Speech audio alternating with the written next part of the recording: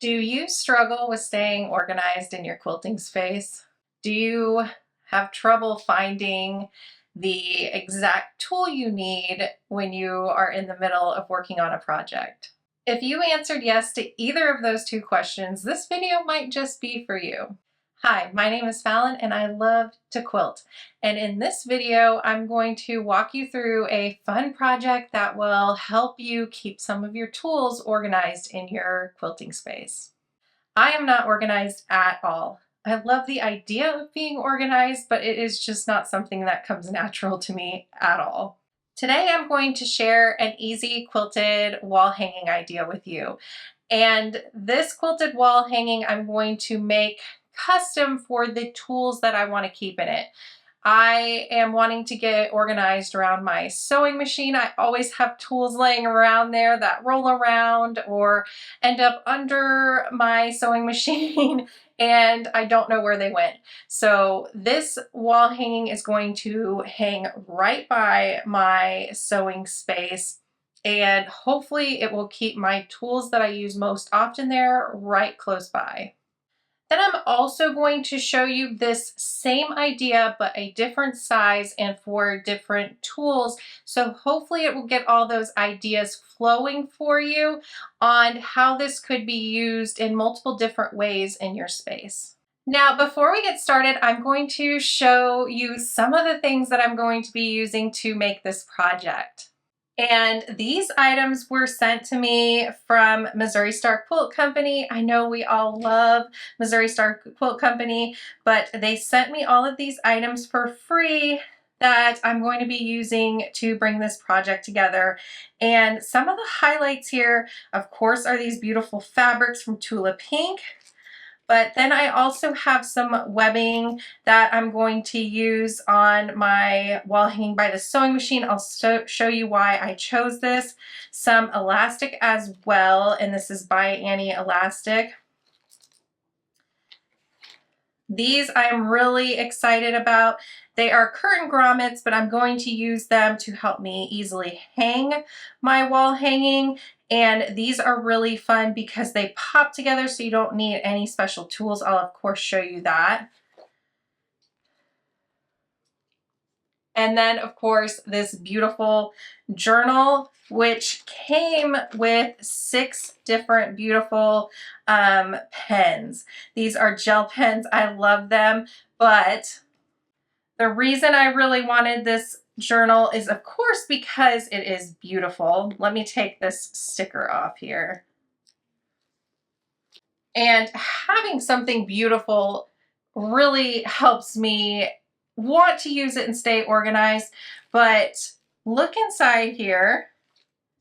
I love that this journal has more of a graph paper aspect to it. It really helps me plot out designs and ideas I have and keep everything together. So thank you, Missouri Star, for sending me these items. I have a link as an affiliate with them in the description of this video if you too have some shopping to do. So when you are making this wall hanging, step 1 is to gather the tools that you want to put on your wall hanging. Lay them out and organize them, and that will help you find the size that you need to cut your quilted panel to.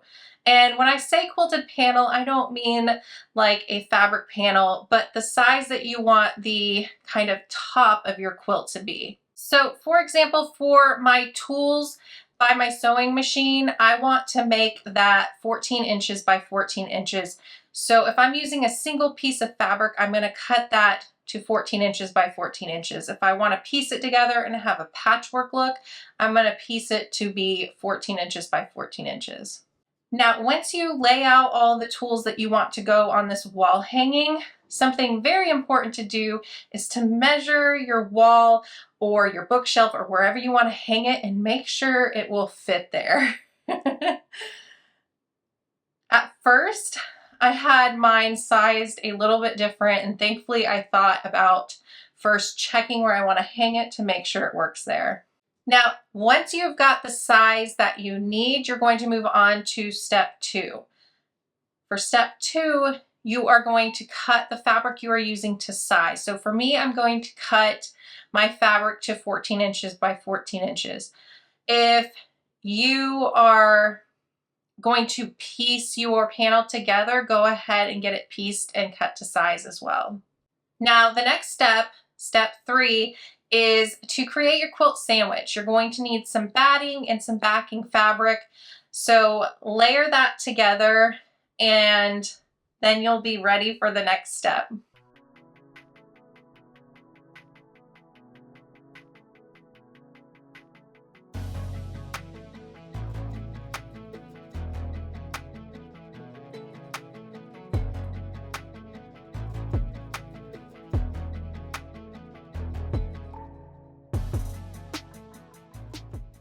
After you have your quilt sandwich ready, move on to step 4. And step 4 is getting that quilted as desired. You can keep it simple and just do some straight lines, or if you want to practice free motion quilting, this is the perfect time because you likely have a pretty small quilt sandwich to work with. I decided to quilt some straight lines on mine, but I left enough space between them to work on a little bit of free motion quilting as well.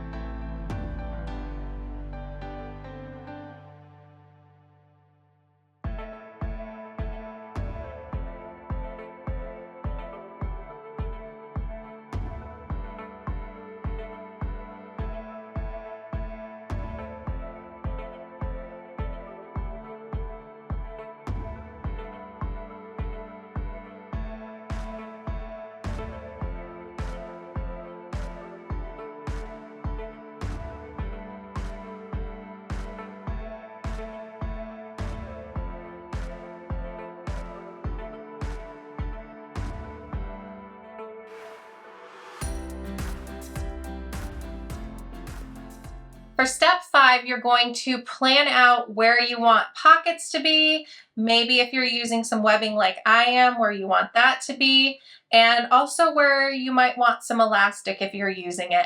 Now, I am going to use that beautiful webbing to put across part of this panel so that I can put my wonder clips there. I don't have a good way to store wonder clips right by my sewing machine, and I think having that webbing there to just clip it onto will be perfect for me. The elastic I'm using to keep my pens close by, pencils, any sort of marking tools, even my smaller snips, and my stiletto and seam ripper. All of those are gonna work much better in the elastic to stay put. If I put them in pockets, then they are gonna lean and might fall out. So I think the elastic will be perfect for holding them in place. So once I figured out how many pockets I need, I'm going to have to make those. And I am cutting a piece of fabric that is the width of my panel, but I need to cut it wide enough so that it will make a nice sized pocket based on what I'm putting in it. So whatever that width is that I need the pocket to be, I'm going to at least double that, because once I cut that segment, I'm going to fold it right sides together, sew along the long end, flip it and press it nice so that I have a nice clean pocket edge.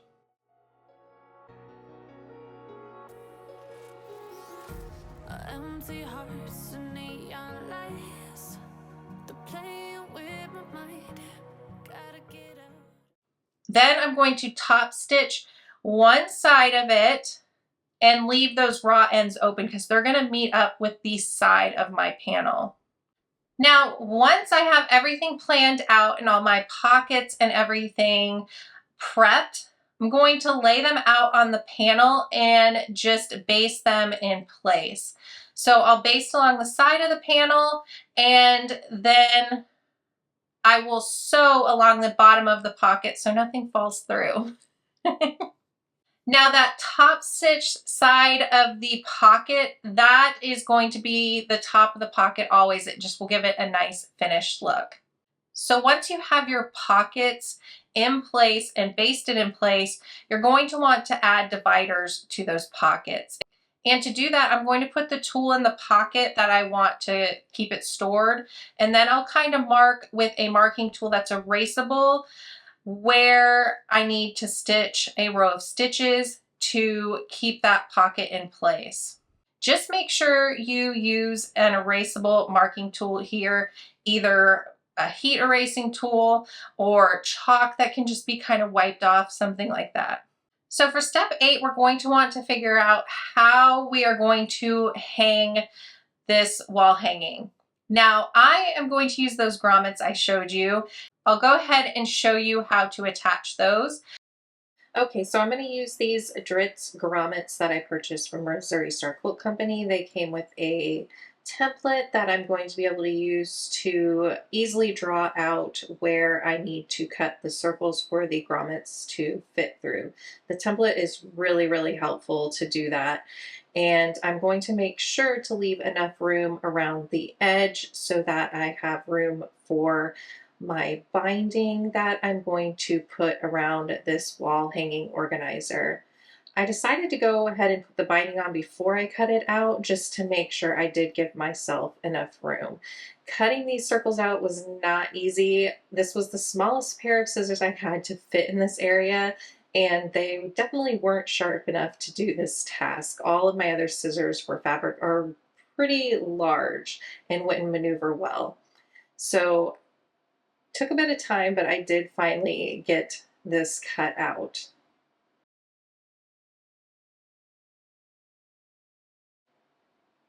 Then it is time to pop the grommets in place. I did think it would be a little bit easier to push these together, but I really had to end up using a lot of force to pop them in place. And then you'll just repeat those same steps for the other side. But another way you could hang this wall hanging organizer is by adding a hanging sleeve to the back of it and hang it up on a dowel. Missouri Star Quilt Company has so many cute wall hangers on their site that you could take a look at as well. So once you have decided how to hang your quilted wall hanger, it is time to just bind it. So binding it for me is going to be the same way that I would bind any of my quilts, and that is to machine sew the binding onto the front, flip it to the back, and stitch it down. I think it gives it a nice finished look. This is something new that I kind of started doing. Typically, I would sew the binding onto the back of the quilt, flip it to the front, and machine stitch it down. And either way, of course, works. Just use your preferred binding method. After all that, it is finished and you are ready to hang it up in your desired location, put everything in it, and get organized. I'm so happy to have all of my tools organized by the side of my sewing machine. I think it looks really great, and I'm excited to be able to finally know where all of my tools are. Now, let me show you that same idea, but with some different tools in it. A lot of people have asked me how to get their trim locks organized. So once I came up with this idea for getting all of my tools organized by the sewing machine, I thought this would for sure work for all the trim locks as well. And I really think it does. Hopefully you will find this really handy for your trim locks if you have them, or any smaller rulers that you may have in your sewing space as well. Thanks so much for watching, and I'll see you in the next video. Bye.